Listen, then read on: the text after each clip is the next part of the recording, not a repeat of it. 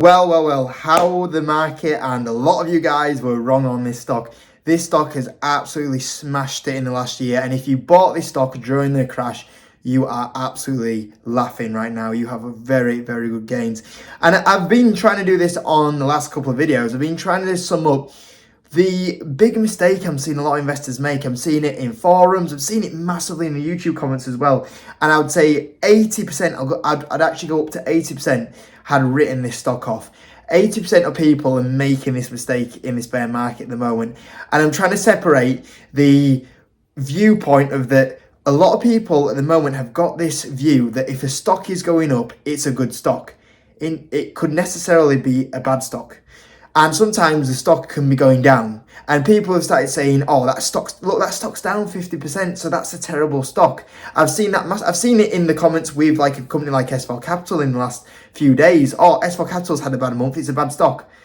Not necessarily. It could be a really good opportunity. Don't get me wrong, there is some stocks that are down because they deserve to be down. They deserve to be punished. They could potentially be bad companies.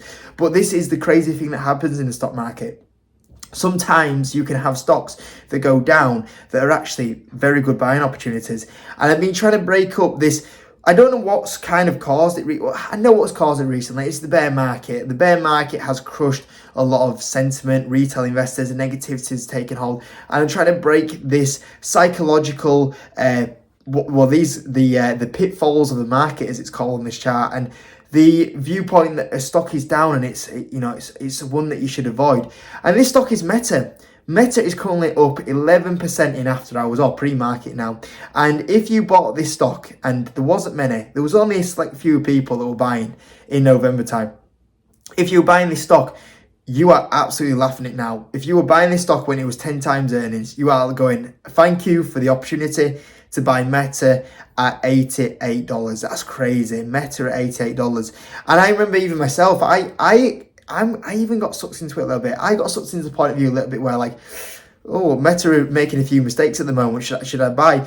But, there was a couple of times where I probably didn't buy enough. I should have done that. But I did hold my shares. And obviously, them shares are doing, very good now. As the stock from them $88 has rallied up, 135%. And in fact, when the stock opens up or the stock market opens up in a few hours' time, you guys probably know by the time you see this video, potentially those people that bought in them stock levels are going to be up nearly 200%. And they're absolutely laughing. And it's a hard thing to do, and especially at the moment, the mindset of the market has been broken where so many people viewed Meta at $88 and went, yeah, it's a trash company, don't buy it. And realistically, if we look previously at Meta, the amount of times that we would have loved to have Meta, even going back to like 2018, 2019, if someone told you like, back in 2018, or just to let you know, in 4 years time, you're going to have the chance to buy Meta at half the value. You're going to have the chance to buy at $88. And, oh, by the way, in that time frame, the revenue is going to be up X amount. The profit's going to be up X amount. You would have gone, I'm not going to get it at $80 in 4 years time. And that's what happened. And, there's so many people that were chasing at $88. It was scary to see the amount of people that went, yeah, it's down at $88 because it's a trash company. It was scary. An example of this is here from a comment when I posted the video when Meta actually got down to $80. It's a flop. No potential to grow. It has been 70% negative on the year.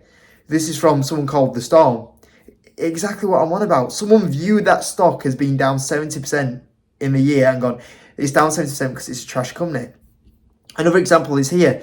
The light shines down says, no way is this a good investment. It's going to zero. This was Meta at $88.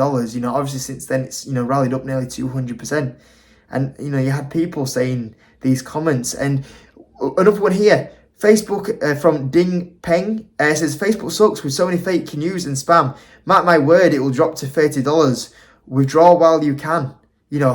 Obviously, it never dropped it down to $30. And obviously it was a golden buying opportunity. Someone referred to, and this is always when Meta has a dump in the share price, it's MySpace all over again. And it was very rare. It was very rare to be in that 10-20% of people that went, hold on, you're telling me I'm getting Meta that's going through a weak spot at the moment, but you look at the balance sheet, you look at when the marketing recovery happens out of this recessionary environment, I'm getting Meta at 10 times earnings at 80 times $80. And it's very rare to see someone like Goldie, and no doubt he'll be there sticking first on the video watching this already, and he'll be going, hold on, that's my name there.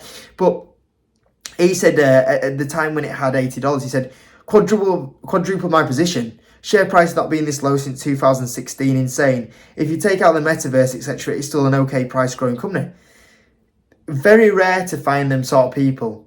Very rare to find someone that hadn't fallen into this panic mode, this panic, agony, depression. Very hard to find someone that had a level head, that hasn't viewed, oh, you know what, Meta stock has been absolutely crushed. It's gone from $372 all the way down here. It's down 75%. It's now, $80. It's a terrible company. It's very hard to find someone and go, okay, we've had a pullback, but is it still a pretty worth, decent company at $80? Even if you consider the environment they win, even you consider the grow at lower levels than they have done previously, when you factor in the recovery, the balance sheet, is this an opportunity? And it was very, very rare to find someone like a Goda here that actually looked at it from that point of view. A lot of investors at the moment have viewed this and have viewed the market and gone, the stock's down, so it's a terrible investment rather than an opportunity. And someone like this that capitalized on Meta is laughing.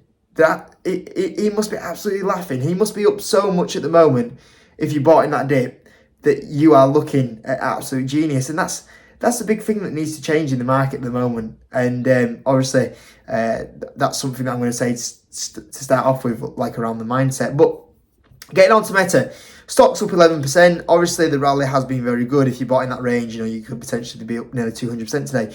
But our earnings were good. The EPS was a beat by 0.23. Very, very good beat. That's the efficiencies that Marcus Zuckerberg keeps referring to kicking in there. Revenue, nearly 3% revenue growth, beat by 990 million. Very good beat, nearly $1 billion beat on the revenue, which is good.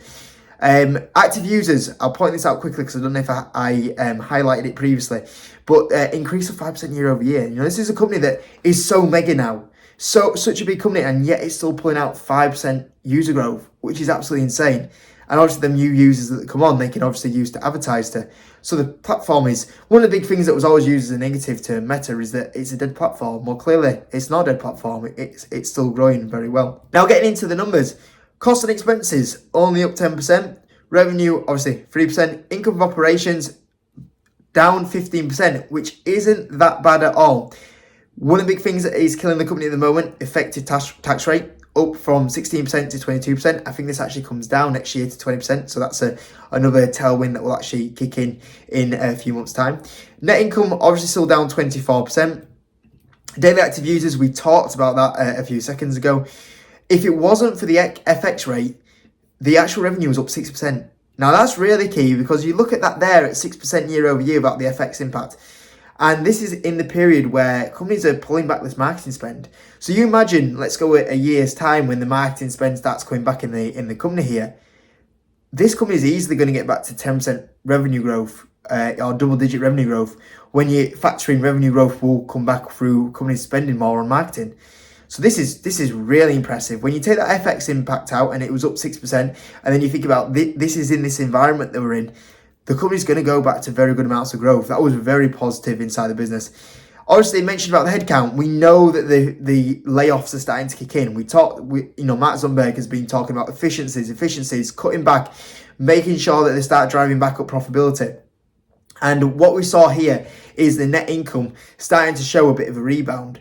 And this is without the cuts in the headcount. When the cuts in the headcount start kicking in more and more, and these one-off payments as well, that as you see here, the additional pre-tax restructuring charges, 621 million. When these start kicking in more and more, this company is going to start generating good amounts of profitability. So you're starting to see the drive to more profitability starting to come in. You're starting to see the revenue growth already showing good signs without a strong economy at the moment. And obviously there was more talk about the layoffs here at the moment that are going to start coming in more and more as the year goes on, and those numbers are going to get really strong going forward. The guidance, they also said that we're expecting a better guidance than what were up previously. So obviously when you're beating on EPS, you're beating on revenue, you're then starting to hike up your guidance. That was really good. The only other thing I'll say is Reality Labs. They said that losses are still going to increase year over year, and the revenue growth for the Reality Labs was still obviously weak. Weaker than what you would expect for such a big bet, and that's still one of the main issues around the stock is the Reality Labs, and I still don't think that is a strong part of the business, but it's not going hell for leather to make sure that is a successful part of the business. When you look at Meta and you look at the combination of factors that have been pushed it down to $88, you have the weakening environment, you have the the profit declining. Obviously the weakening environment has been hit now, and it is here. It's in the financials, and if anything, you would potentially expect that to start recovering towards the back end of the year. The Meta spend, the profit that's coming down. Obviously, they're responding that with the efficiencies. I also think on the conference call, the fact that Mark Zuckerberg spent half the conference call mentioning AI, which is the buzzword at the moment, obviously really helps. But that's obviously been dealt with, and you look at the big threat that they've had in the last 12 months as well. Obviously, the Apple changes, and then also TikTok. What has Meta done to respond to the threat? Well, obviously they brought out Reels, and we've seen and I think a lot of this goes down to the credit of this guy, and he doesn't get enough credit what he deserves. Mark Zuckerberg, in his time frame at Meta, he has dealt with so many threats. He's dealt with the threats of Instagram and obviously bought it for an crazy value. You look at the likes of Snapchat that came in. You look at the threats that have come to the likes of WhatsApp, for example. There's been so many people that have been trying to take away Facebook, called it a dead company. It still grows. It's been called out so many times, and I think that sometimes he gets such a hard critics when he doesn't deserve it, because you look at how he's reinvented this company year after the threats, and you look at the latest one of TikTok. Brings out Reels. Reels is now growing at an insane rate. I can't remember what was said, but it was something like 30% more revenue now coming from Reels, and obviously the more they monetize the Reels, that's obviously going to help more and more, which is a really popular part of the platform that's competing with TikTok. And then you also you don't have the threat with Facebook that Reels is going to get banned. You look at the likes of TikTok and you think there's going to be more and more regulation because of that. The data that's been sharing with China, there's more and more potential of a banning threat going around that. And you don't have that with Reels. And you look at they are looking to monetize that a lot better, and that's something that's going to kick in more and more as the year goes on. And you got to look at someone like Mark Zuckerberg, is that obviously there's going to be times where your business or businesses will get hit by challenges. And Meta was hit by a challenge. It was a stock that got hit by its challenges. But you've got to look at, this is why management team is so key to an investment. You've got to look at Mark Zuckerberg and look at his past record of dealing with these threats. And he has a fantastic record. A really good record. And you look at the new threats that are coming on, the recessionary environment, the threat of TikTok. And once again, you look at all the changes he made with the cuts, the efficiency, the jobs, driving up back profitability, getting Reels going. He's a good CEO. He gets a lot of critics, but he's a good CEO. He deals with a lot of threats really well. And you're thinking, once again, like, it's just one of those things that you'll look back on and you'll go, can you believe that Meta got to the likes of $80? And you'll just laugh and go, it was a crazy opportunity. And it's one of those that you look at and go, so many great companies in the history will have dips. They'll have dips where they go to crazy prices. And during the 2008 time, you look at stocks and you look at the levels they went to, and you go, well, it was obvious. It was obvious that stock was a buy in 2008. It was obvious. Why didn't everyone just go buy that stock in 2008 or whatever crash it was? The CV times, and you look at some of the stocks that went to crazy low in the CV times, and you go, well, it was obvious that was a buying opportunity in the CV times. And, investors will look back at that, or investors that are not in the market now but will be in the future will look back and go, why didn't you buy Meta at $88? Why didn't you take that opportunity? And a lot of people won't say this in the future. And a lot of people that didn't buy the opportunities, they stay very quiet in the future when, the likes of Meta will go on to what's already at $200 or $300. They'll stay very quiet why they didn't take the opportunity at them sort of prices. And it will because they got sucked into the fear. They got sucked into the share price being down and not actually looking at the opportunity and thinking that's a golden opportunity there that I need to take. And that's what I've been trying to speak about in the last few days. And ultimately, I guess now, where does it leave me with Meta stock? Well, for me at Meta stock, I don't want to buy. I don't really want to buy at these sort of valuation. I think the valuation is very fair, but I probably don't want to sell either. You know, I look at what potentially profit they could drive up in the next few months. I look at when marketing comes back in the next few years. The stock should do very well, and I believe the stock should push on to $300 in the next couple of years. We'll see when that happens. But what I will say is that I was happy that I was a little bit annoyed myself that I didn't buy more shares. I probably should have bought more shares at the $88 range. I bought some, but I didn't buy enough. And that's the downside of this whole YouTube channel, I guess, really, is that sometimes, like, you know, when I do these videos and there is stocks I talk about and there is stocks that are down like 75% from all-time highs, you know, the amount of negativity and fear you see in the comment section is like, it's a trash stock, the stock is down. And, you know, you see, it's very rare to see someone like a Goldie in the comment section. It's very rare to see someone when them stocks are down. You mostly see these comments in the comment section when you see them stocks that are down. And that's been the downside of YouTube in the last 12 months. You know, the amount of times you see in stocks, everyone's just slamming it in the comment section, and there's not many people looking at the opportunities. You don't have many Goldys in the comment section at the moment. They'll come back when the market's at 52 highs and the majority of stocks are back at 52 highs and everyone's loving the markets and everyone's like, oh yeah, it's a great investment, that one. They'll come back. There'll be people back in the this sort of stage here because the stocks are up.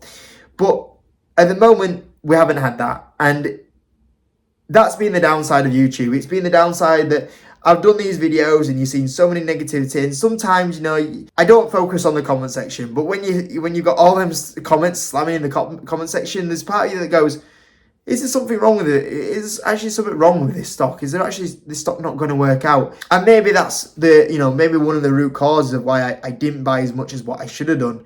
But I held through it. I didn't sell at stupid levels. I hold the stock. I'm obviously up on the position. After today, I'm going to be even up more on the position. And it's just one of those things that you just take on the chin and you learn and you move on. But it definitely wasn't a terrible decision, and in fact I've done very well from that. But it's just one of the things from YouTube, and one of the things that I won't forget going forward. When we get to the new 52 high in the market, I won't forget 2022. I won't forget it. I won't forget what happened to the YouTube scene. I won't forget what happened to the retail investors that left the market. I won't forget the people that were bullish on the market and then turned very negative on the market. I won't forget all the people that called certain stocks terrible companies, and obviously they were the one of the best buying opportunities in our lifetime. I won't forget that either.